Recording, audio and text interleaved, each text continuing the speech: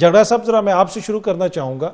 ये जो ख़त लिखा खान साहब की जानिब से, अब वो ओपन लेटर हमें एक्स के ऊपर नज़र आ रहा है, लेकिन दूसरी तरफ से ज़रा ये कह रहे हैं कि ना उनको कोई शौक़ है इस ख़त को पढ़ने का, ना कोई जवाब आएगा, एक तरह से इस ख़त को मुस्तरद कर दिया गया। तो ये कोई शेयर डेस्परेशन है ऑन योर पार्ट कि आप डायरेक्ट इस तरह ख़त लिखे जा रहे हैं?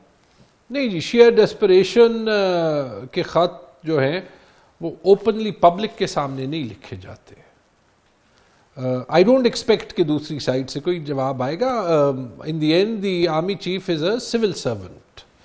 अगर मिलिट्री एस्टैब्लिशमेंट का एक इनफॉर्मल रोल हो जो कि जिसके बगैर शायद ये हुकूमत सर्वाइव ना कर सके, लेकिन उसके बावजूद मेरे ख्याल में जो पॉइंट खान साहब ने कहने थे वो कहे, एंड आई थिंक कि it's a very patriotic letter.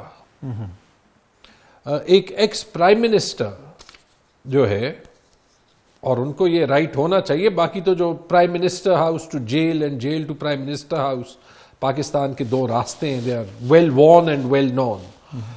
लेकिन जो उन्होंने पॉइंट उस खत में लिखा है, और वो मैं रिएटरेट करना चाहता हूं कि पाकिस्तान जो सिक्योरिटी चैलेंजेस फेस कर रहा है इंटरनल, उनको फेस करने में जो मिलिट्री का रोल होता है उसके पीछे 100% बैकिंग पब्लिक की होनी चाहिए हमेशा इंटरनल वॉर्स में। और खान साहब ने यही हाईलाइट किया है और यही कहा है कि उसके लिए जो है वो एस्टैब्लिशमेंट का ए पॉलिटिकल रोल होना जरूरी है। और अगर एक पार्टी बेनिफिट करती है फिलहाल, उनका रोल ए पॉलिटिकल ना बनाने में, वो आपके सामने ये हुकूमत ही है। क्योंकि जिस दिन ये जो वेंटिलेटर सपोर्ट उनको हासिल है ये चली जाए, तो इनकी हुकूमत नहीं जाएगी, इनकी सियासत जाएगी। आज असद कैसर साहब की रिहाइशगाह पे मौलाना फजल रहमान साहब और दीगर जो इंपॉर्टेंट ऑपोजिशन के रहनुमा हैं उनकी मुलाकात भी हुई। अब आगे क्या इनके साथ मिलके कोई आप लोग तहरीक चलाने का सोच रहे हैं? झगड़ा साहब क्या करने जा रहे हैं? और दूसरी, एक प्रोग्राम के शुरू में मैंने एक क्लिप भी चलाया अली अमीन गंडापुर साहब का, जिसमें वो ये कह रहे हैं कि जी 80% मामला तय हो गए थे, 99% मामला तय हो गए थे, अब चीज़ों को मैं ब्लैक एंड वाइट में लेके आ गया हूँ। एक तरफ इमरान खान साहब कहते हैं कि मामला सड़कों पे हल होंगे, अली अमीन साहब कहते हैं कि जी हमारी तो डील ऑलमोस्ट होने वाली है। तो कन्फ्यूजन हमें नजर आ रही है। मसला क्या है इस वक्त असल में?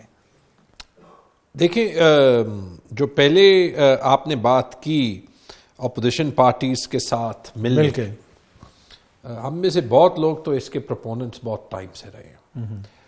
पीटीआई में हम अपनी गलतियां तस्लीम करने का या अपने आप पे तनकीद करने का जो है वो इससे हिचकिचाते नहीं है, क्योंकि एक एक खानदान की हुक्मरानी नहीं है ना, इसलिए तो जो है आपको डाइवर्सिटी ऑफ ओपिनियन मिलता है।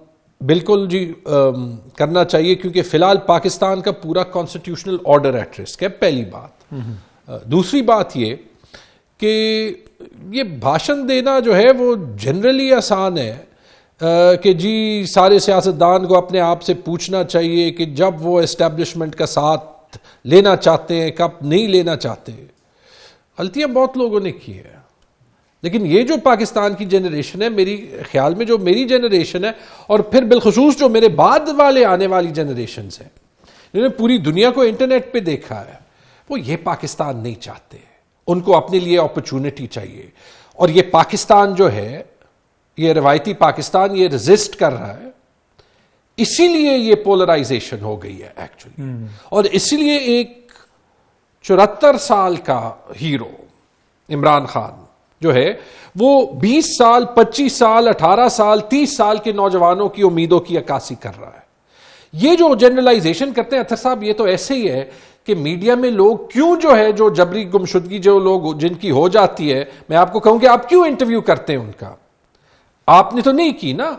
या जो जर्नलिस्ट जो है वो जाने माने जाते हैं कि वो जो है वो एस्टैब्लिशमेंट का नैरेटिव या यूट्यूब पे या टीवी पे चलाते हैं, कि क्यों चलाते हैं, उसमें मैं पूरे मीडिया को तो टेंट नहीं कर सकता, क्योंकि एक एक चैनल में जो है वो ऐसे जो है वो मीडिया पर्सन्स भी होते हैं जो बड़ी इंडिपेंडेंट लाइन लेते हैं, और ऐसे भी होते हैं जो कि इफेक्टिवली किसी और की बात कर रहे होते हैं। 8 फरवरी पे आते हैं। अली अमीन की, सॉरी मैं बात पे ज्यादा इसलिए नहीं कर सकता क्योंकि you will have to ask him, हमें तो जो है वो ज्यादा डिटेल इसका नहीं पता। मतलब थोड़ी सी कंफ्यूजिंग मैसेज है ना कि एक तरफ अगर आपकी बातचीत हो गई है, डील इस हद तक जा रही है, वो ये कह रहे हैं अभी मेरी दोबारा भी मुलाकातें होनी है, तो दूसरी तरफ फिर ये एहतजाज की ड्राइव क्यों? फिर आप मामलात को बातचीत से बताता हूं कि एहतजाज की ड्राइव क्यों। ये बात यही है, हमें एक कॉन्स्टिट्यूशनल ऑर्डर चाहिए। ऐसे सियासतदान हैं जो मैं अपने आप को एक हॉक कहीं से नहीं कहता, लेकिन जो मैंने दुनिया देखी है, थोड़े बहुत हॉक हैं। नहीं, हॉक नहीं, असूल पे ठहरना हॉक होना नहीं है। अगर उसकी वजह से मुझे इलेक्शन हरा दिया गया, रिजल्ट चेंज कर दिया गया, तो ठीक है। क्या इसका मतलब कि मैं किसी के साथ लेन देन करूं और मेरा हरगिज़ किसी पे जो है वो मैं उंगली नहीं उठा रहा, ठीक है। मैं सिर्फ ये कह रहा हूं कि मेरे ख्याल में मेरे जैसे प्रोफेशनल बैकग्राउंड के लोगों को सियासत में आना चाहिए, वो बेशक किसी और पार्टी में आए, ठीक, लेकिन फिर जो है वो कॉम्प्रोमाइज ना करे। औरंगजेब साहब की मिसाल ले लें, बड़े केपेबल प्रोफेशनल है, लेकिन अगर मैं औरंगजेब साहब होता, मैं ये अपने आप से पूछता कि एम आई जस्टिफाइड कि मैं एक वजीर खजाना बनूं जब मुझे पता है कि उस हुकूमत की कोई लीगल मैंडेट ही नहीं है। मुझे तो मेरे प्रोफेशनल करियर ने भी ये मॉरल्स नहीं दिखाए। 8 फरवरी को एहतजाज करना इसलिए जरूरी है कि इस टाइप की पाकिस्तान की तारीख में कभी इलेक्शन में नहीं हुई। अगर हुई है तो 18 और 24 के इलेक्शंस दोनों की इंक्वायरी कर लें। बल्कि मैं ऑनरेबल जो हमारे चीफ मिनिस्टर हैं उनसे मैं रिक्वेस्ट करूंगा, मैं पार्टी के सूबाई जो चेयर हैं जुनेद साहब से, और मैं सेक्रेटरी जनरल और चेयरमैन जो हैं गौहर और सलमान राजा, उनसे रिक्वेस्ट करूंगा कि 8 फरवरी को अनाउंस करें। क्या केपी में तो अनाउंस करें ना, इलेक्शन की इंक्वायरी भी अनाउंस करें और अपोजिशन को दावत दें कि जो सीट खोलनी है खोले। 9 मई की भी इंक्वायरी अनाउंस करें। केयरटेकर रजीम में जो जुल्म हुए उनकी भी इंक्वायरी अनाउंस करें, जुडिशियल इंक्वायरी। ये पूरा इंक्वायरीज एक्ट है जो हुकूमत को मैंडेट करता है, ताकि कल कोई भी सरकारी अफसर इतना तो सोचे कि अगर मैं आज कर रहा हूं, किसी ना किसी दिन मेरा एहतसाब तो है जो हो सकता है ना। सर, यही तो हम शुरू से कह रहे थे। I think this is an opportunity. आपकी ये तजवीज तो हो सकता है लोगों को पसंद आए, लेकिन इशू ये है कि गंडापुर साहब को तो यही नहीं पता होता कि आईजी कौन सा आ रहा है सूबे में। अब ये जो नए आईजी साहब आए, ये इनको बुलाया था, ये तीसरे नंबर, उन्होंने जो 3 नाम दिए थे उनमें से ये तीसरे नंबर पे जो है वो था। बट यही देख लेना, उसमें मैंने सुना है कि चौथे नंबर पे आईजी उस्मान साहब का शायद नाम था, जो पंजाब के आईजी। नाम 3 होते हैं, तो मेरे ख्याल में ये देखिए आप ज्यादती जो है वो कर रहे, 3 नाम सजेस्ट करते। हमारे मुल्क का निजाम देख ले, ये देख ले कि देखिए ये कौन सा जो है वो फ्रेमवर्क है कि आईजी सूबे का आपको लिखना वजीर आजम को होता है, वजीर आजम किसी और पार्टी का, वो अपनी मर्जी का आदमी दे, तो क्या आप अकाउंटेबिलिटी करेंगे किसी भी चीफ